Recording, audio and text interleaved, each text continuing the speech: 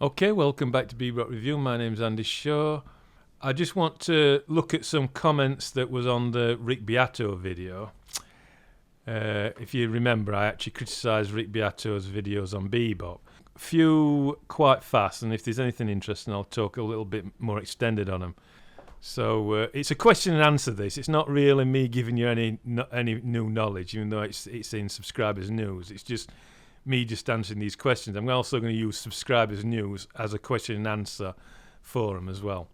So we've got Brandon Tone. He just says, "How dare Rick?" He just says, "How dare Rick try to capitalise on knowledge?" It don't make any sense, so we'll ignore that one. James Andrew, who fucking cares if Beato makes money? Seriously, you're a hater of the word degree. Well, that's true. I mean, it don't really matter if Rick Beato makes money. I was just trying to show a point in that video about how Rick Beato is playing to a big audience, and when you do that, you compromise because you're trying to make everybody happy. That's all I was saying, really. I'm not bothered. He can make £1 million for all I care. Don't bother me. Internal Dilemma says, Rick Beato has been a huge inspiration to me and has taught me a lot. I can't believe the content of this video. I would have pulled your video down too if I was him. Fuck you. See, again, he's not actually criticised anything I've said. It's just personal. Useless. Complete useless comment, that, as far as I'm concerned. Let's carry on. Ali Johnson, you need to stick to engineering, man. Another useless comment that says nothing. Mark Rossi, the mere fact that he is sharing high-level music theory videos for free qualifies the value of his contributions. I actually don't think they're that high level. I don't think it's high-level music. All I can say, Mark, is you can't have done a music course because it's a lot higher level on a music course than what he's showing you. There is no need to launch an attack on anyone else that is freely sharing information on YouTube. Totally disagree. If anybody's putting something on YouTube and it's not correct how I think it's correct, then I think that I should criticise it. Not only that is, I would tell anybody watching this video that you must criticise all the time, and that includes me. You must look to see if what I'm saying is true. Look into the music yourself, look into transcribed solos, and see if what I'm saying is true. If it isn't, then you should reject it, okay? You can come back and criticise me, it won't bother me. In fact, if you want to steal any of my videos, right, put yourself on looking at one of my videos, then slagging me off. I'll be quite happy with that, because none of my videos are copyrighted. Okay. If you were criticising his teaching methods while his video was playing, that'd be considered an ad. I don't know. I don't think it was an ad at all. I mean, the ad would be putting Beato's name in. Beato's name has made this video by actually putting that in the title. Has got a lot of people to watch this video, or not watch this one, but watch the original video. So that would be the ad. And I suppose it is an ad because I only had something like 39 subscribers, and now I've got something like 160, I think. So a lot of people have come here because they've been interested in what I'm saying. Although I'm sure there'll be a lot of people who come who actually don't like me and are going to mark all my videos down. You get that. You get people like that. It's a bit silly, really. Anyway, I'll just carry on. Then this guy here says, John Galt, you have 155 subscribers. Rick Beato is giving away his extensive knowledge for free in our fashion, which even I can understand. He was a professor. Yeah, but that don't mean that he knows about Bebop. He was a professor, but he don't know that he should put key signatures on when you're talking about Bebop, which is so important. So I'm not accepting that comment. And this guy, Peter Coates, jealousy gets you nowhere, and that's exactly where you are and where you are going. Why should I be jealous? I know more about Bebop than Rick Beato. Let's carry on. Antar Blue. I don't think this guy's really into Rick Beato. Rick Beato has never answered any of my comments or PMs. And I've put none of his supporters have bothered to answer my criticism either, just abuse. And up to this date, to this video, it's been on a few weeks, that video, and nobody has answered any of my criticism. Some Rick Dana says he has never answered for me either. This guy, Jesus A. Yanez, he has answered to me a couple of questions and he even elaborated in one in a live stream. But in others, there was no reply. Later, I noticed that my unanswered questions were explained in others of his videos. Maybe that's one reason he won't reply. That's true, that. If you've already repeated a question, you're not going to keep on answering the same question if it's in another video. You should have looked at all the other videos. I agree with that. So yeah, that's a fair comment. Dan the Man asks, do you like Charlie Parker? Yes, I do like Charlie Parker. Obviously, he's my favourite jazz musician. In fact, Bebop Review, this whole site is really a dedication to Charlie Parker more than anybody else. So, because Charlie Parker is the greatest bebop player, although some people might disagree with that, but I really don't understand how you can disagree with that. We'll be looking at Charlie Parker more than anybody else, so obviously I do like Charlie Parker. Spoonwood Gennaro, you really need to film a different room. This one is distracting from what you're saying. Oh, you better shut your eyes then. Just listen to me. From what you said, bebop is an era, it will never exist again. The best that can be done is a facsimile. That leaves a lot of ground for interpretation. Yeah, but it's true that, I mean, 1940s and 50s have actually gone. There's no 52nd Street anymore. So what we do is we're looking into recordings and see, but I think we could try. I mean, I agree with this. You probably can never really understand Charlie Parker and Bud Powell and Clifford Brown because, in my opinion, they're pretty much geniuses. And it's very difficult to understand a genius. But we can look into the music and understand quite a bit, I think. But I don't think you'll understand everything. So he's right. It's interpretation of what you hear and what you see. And a lot of it's opinion. So fair comment. Nick Yellowvich, this guy, he's defending me, this guy. This guy isn't attacking Rick, people. Stop being so defensive of Rick. This man is simply a bebop purist. He mentions this too. He's just criteria Rick's general analysis from a strict bebop analysis. Just different way of thinking. Yeah, that's it. He's got me down to a T, that guy. Calvin Wells, this guy's interesting. He says, well, of course he is. There's little purpose behind this video and other than to attack. Yeah, that's true. I'm actually attacking everything I disagree with Rick. It's not a straightforward correction of info as the receiver sees it. Yeah, that's true. But rather it's accompanied with criticism of Rick's personally. Yes, that's also true because he pulled my video down and weren't very happy. He's criticising Rick's entire YouTube effort, criticising it as a money-making venture. Yes, I'm doing that as well. Criticising his playing. No, not really. I don't think Rick Beato is a bad player, actually. I've heard some of his stuff. I think he's all right. But what I am doing, I'm criticising his playing of bebop. The main thing I criticised when he was playing was his rhythm. He was using that offbeat rhythm and saying that is bebop.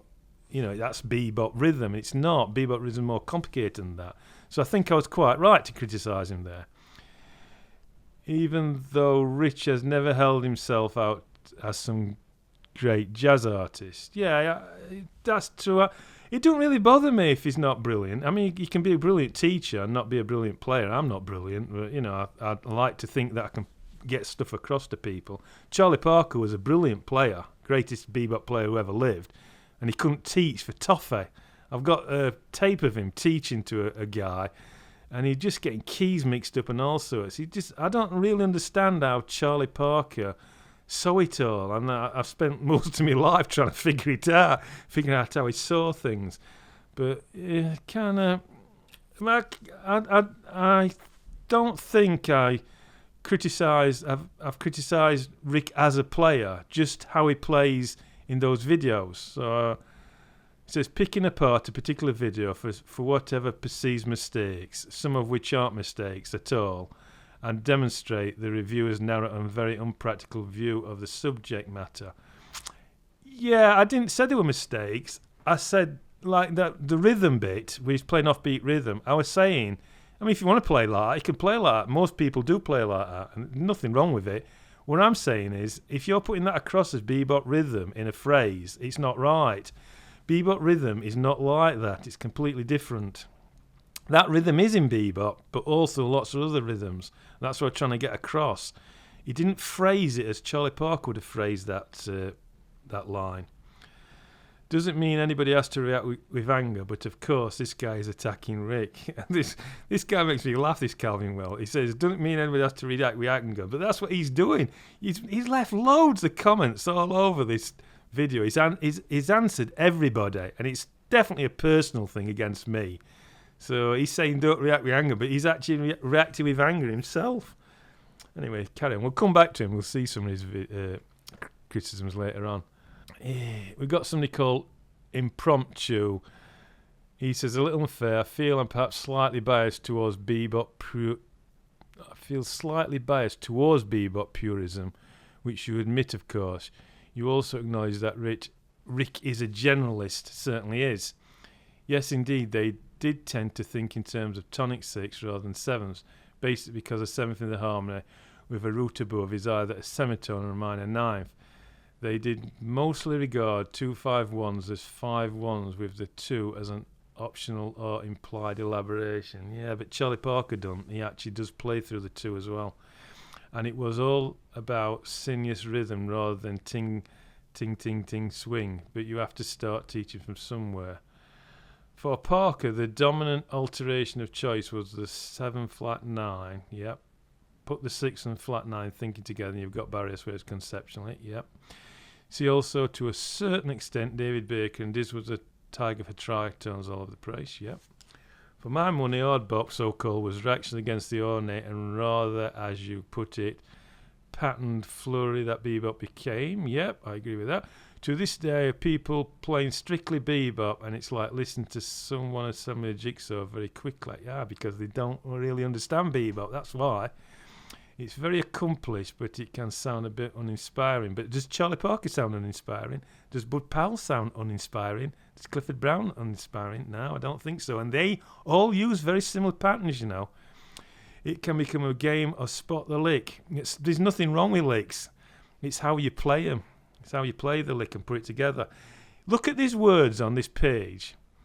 What you're looking at is a language called English, aren't you? But you're actually looking at words. Now, those words could be seen as licks because they're in certain ways of, you know, but it can. That's a lick. It's one word follows the other. And you get that kind of stuff in bebop, but it doesn't mean it's bad. This is not a bad written comment. It's not bad, but he's using licks that we've seen hundreds and hundreds of times before in English, but it's something new and fresh, isn't it? And you can do that in bebop. It's how you play those licks and put them together. Do you know what I mean? And that's why Charlie Parker always sounds good, and Bud and Clifford Brown, they've all got their own style, but they all play the similar licks, and I can show you that they play the similar licks in the music. Play what you like, that's fine, but there's more. And I honestly think if Parker survived, he'd have been into doing more. Yep, I agree with that as well. I think he would have liked to have gone into concert music myself, because he wanted lessons in concert music, and he wanted to do, you know, more. He wanted to put together European concert music and American jazz. That's really what I think Charlie Parker wanted to do. A lot of people say he would have gone off and played like Eric Dolphy, and I think he would have been very interested in that, because Parker was actually very interested in avant-garde, classical, you know, the concert music, avant-garde, you know, people like Schoenberg and stuff. He goes on to say, hard bop also revisited the raw blues sound that bebop had rather left behind. Of course, you have the Miles albums at this time too, which are a bit of a transition. I usually start students off on them because they're more graspable than the early stuff. What came out of all that in the 60s could maybe be described as a pseudo-modal or post-bop. I confess that's my favourite hunting ground. And I'm not going to mention any names, nor is this aimed specifically at Rick, but very often the to demonstrate a concept can be fairly plucky. Done it myself, and I'll freely admit that I teach stuff that I get, but I'm not too hot on myself. Having said all that, I do think it's a bit precious to issue a takedown statement of criticism on the basis of copyright infringement. Was there anything in that remedial course of yours to do with fair usage? Basically, he says at the end that he doesn't believe it should be a thing, but then he contacts Rick Beato, And he leaves another comment. Update, I happen to be in contact with Rip, casually or not often, and I've now found out about your original video. He's perfectly justified in asking for it to be taken down for many reasons, but at very least because you can't just release a film of yourself watching large chunks of someone else's content and commenting on it, whether positively or negatively. Anyway, regardless of positive or negative, it certainly wasn't fair usage, and I, for one, only found your channel because of the connection to him. I regret making my final comment above based on taking your downplayed version of events on trust. Well, I actually said at the beginning of the thing that I watched his videos. I filmed myself watching his videos and then commented on it. And I actually don't see anything wrong with that. You know, it's up to Rick Beato when he wants to pull that video down. Like I said, if somebody did that on my videos, I would not pull that video down. No matter how nasty they got towards me, I just won't put it down because I believe in free speech. See, the thing about a lot of these people who are into free speech and, you know, everybody should have the right, they don't actually believe in it.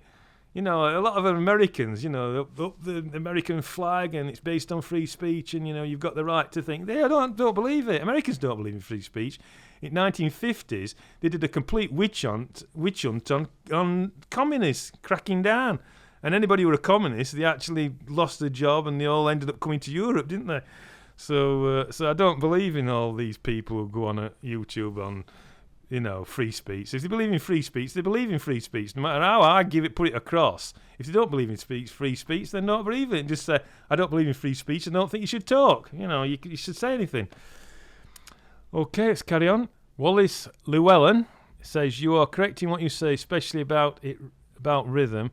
But like the Omnibook, he is opening up the world of Bebop to a lot of people. A few will pursue it. Thank you for emphasising that analysis, much enhanced by key signatures. The most important thing is to listen and get as much as possible by ear. I learned how to read by using the Omnibook. I was an ear player. I don't think reading the Omnibook is very good for music reading. It's good for technical practice because they're very difficult solos. But with music reading, you really want to be looking at key signatures. You want to be looking at dynamics and things. You know, the Omnibook don't give you that. So I won't say it was a good for learning how to read. You're better off, if you want to learn how to read music, join a band. You know, like if you're a home player or something like me, join a big band. That'll really get your music reading up. I was an ear player. Bunky Green's 251 book shows the importance of key signatures. I learned a lot from your critique of Beato and how I'm subscribed to your channel. I am older and only just got on internet.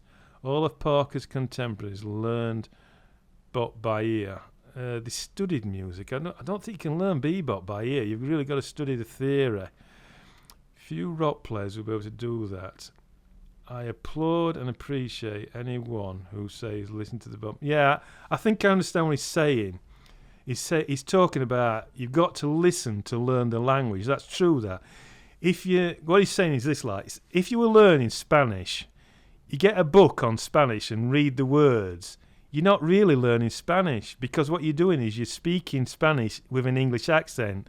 If you listen to a lot of Spanish people saying those same words that you've written down, then you pick the language up better because you're hearing Spanish speakers. And it's the same with bebop. You've got to listen to the records. So this is what he's saying when he says you learn it by ear. You listen to the records or you listen to the great players, and then it's going into your ear and you're picking it up, aren't you? That's true. They should listen to bebop. They should name 20 at least. Fats, Navarra, Stipp, Powell, Sonny Chris, Little, Red Rodney. Yeah. I would have put Clifford Brown and Charlie Parker obviously in that first little group. And of course, everybody who's worked with Diz, Yoda buddies actually put them in. Okay, so we'll go on to the next question. Right, this was Antori Blue put another comment down, which I actually asked a question to Rick Beato fans.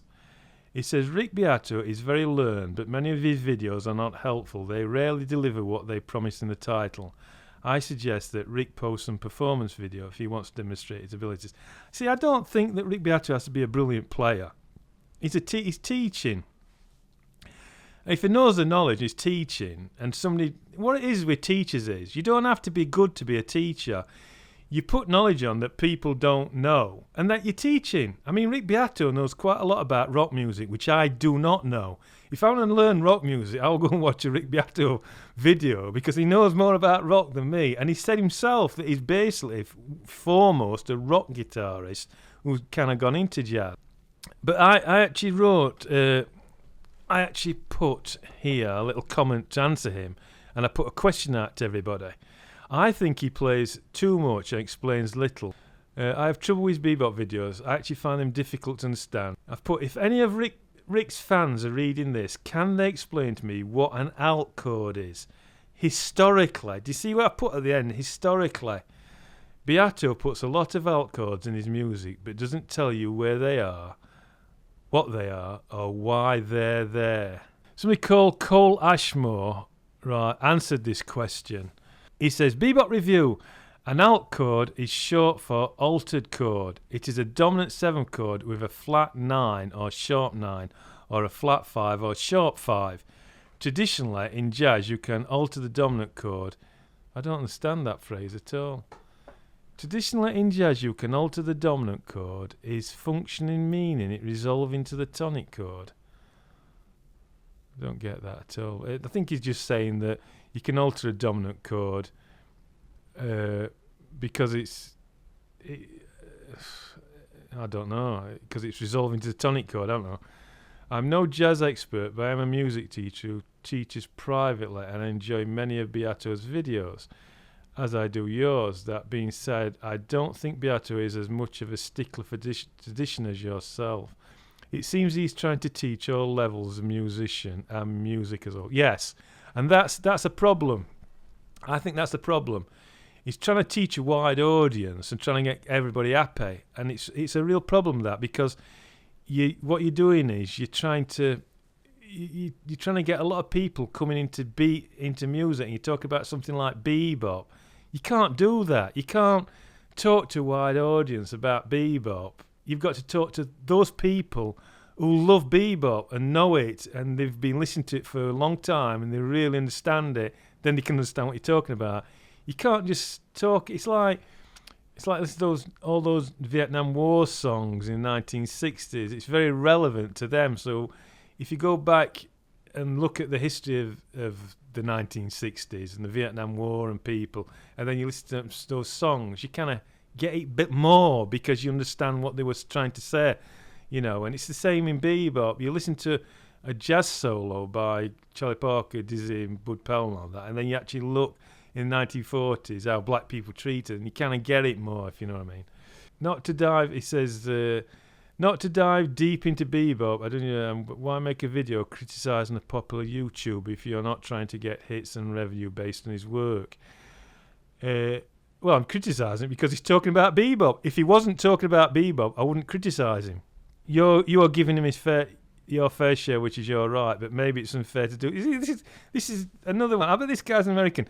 They're all the same. They say it's your right, free speech and this, it's your right, but you shouldn't be doing it. Morally, you shouldn't be doing it.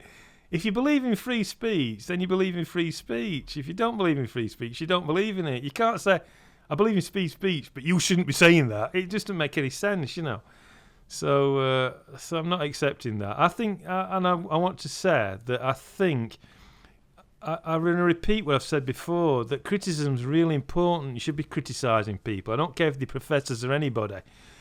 That's how we learn things, by criticising. If you criticise somebody and they come back at you and then destroy your criticism, that's fair enough. They've held up. But absolutely nobody has come back at me and said anything what I've said about Rick Beato is wrong. All they've done is just slag me off. That's all they've done. Useless. He said, I would hope you would have respect for all educators teaching jazz of all kinds, as it is a dying art form. Also, it's not super realistic to expect everyone to play bebop as well as Parker, is it? Keep up the good work, and thanks for the video. Yeah, I don't think anybody's going to play like Parker. He's the greatest, and he's a very natural player. But we can look into Parker and see, like I said before, we look into Parker, see what he did, and see if we can pick some up out of him. And then adapt it to our playing. But I do have respect for jazz for educators. I don't have disrespect for them. I think that video was a bit. It wasn't. Think about it now because I've calmed down. But at the time, I was a bit, peeved off with him because he pulled my other video down. But I'm not. Tell you the truth, Rick Beato, he doesn't bother me whatsoever. And like I say, if I wanted to know anything about rock music, I would probably go into Rick Beato's site. I'm not telling anybody not to watch Rick Beato's videos, and I would definitely go into his site and look at his stuff on rock music. But on Bebop, he's weak, I think. There's a comment here by somebody called Mosky 1958. He says, "For someone so proper and critical, why don't you learn proper grammar? You seem to be stuck in the 4th grade." Full stop, I think. What is why there are there? Yeah, that was a mistake. It should be why they are there. So whatever. You must mean why they are there. Yeah, that's correct. Or proper contraction. Why they're there. Yep, that's right. He's completely right. There is possessive. Yeah, the thing is, I'm going to write stuff down and write it fairly fast. I am going to make mistakes. Everybody is. But I just want to say something about what he's written here, this Mosky 958. He's saying, for someone so proper, well, proper is actually English slang. It should be for someone so correct. The word should be correct and critical. Why don't you learn proper grammar, proper slang again? Why don't you learn correct grammar? That's what he should say. But he's also said proper in the same sentence, basically. You don't repeat the same word. That's just bad English. And if you look, it's not very well written, is it? I mean, he hasn't written that down. That's not good English at all, I don't think. So he's saying that I should be proper and critical, but he ain't proper and critical himself. Calvin Wells again, this guy who don't like me. You surely make this video criticising Beato, and you don't know what an alt chord is. Any decent jazz musician knows instantly what alt means and understands various contexts in which to use such a chord. Jack explains some basics below. Rick also has at least a couple of videos where he explains this stuff. And he obviously said something else, but I don't know where his thing is. Oh, that's interesting, that. Jackie Chan says, alt is enough for jazz musician. It means you can alter the 9 and the 5, and it goes to super locrian. The reason why I asked that question was because in a video called How to Solo Over Charlie Parker Tunes, Rick Beato says that F alt comes from the 7th mode of a melodic minor scale. Therefore, it would come from the scale of G flat melodic minor. So I wanted to ask people what it was to see if that was true, and they all came out with what's basically in books. You can see it in any if you got any Absol book, the Charlie Parker Harmony book, you'll see scale things, and they all talk about the alt scale, which is super locrian or whole tone diminished, which is pretty basic stuff that you're reading it straight out of a book. What I wanted when I says what is an alt chord historically, I wanted to people tell me where alt chords come from, and nobody did that. And all I can think is they don't know. They simply don't know where alt chords come from. And they certainly do not come from scales. Alt chords are a development of chords, not scales. I mean, you can't have a scale with diatonic scale with 2 notes that is the same note. So if anybody wants to really know where an alt chord comes from, you're going to have to watch my harmony videos, because we will eventually get to it, but I'm not going to talk about it now. Okay. So that's the end of question and answer 1. Mainly, it's all just been on that one video. If you didn't get your question answered, I will probably return to it in another one. But most likely, it will be a question which I will do a whole video on one question. Because I know somebody asked me about tendency tones, so we'll spend quite a bit of time on that. Other than that, I think that's it. I haven't really got anything else to say. So I'll see you in another video. Okay, bye.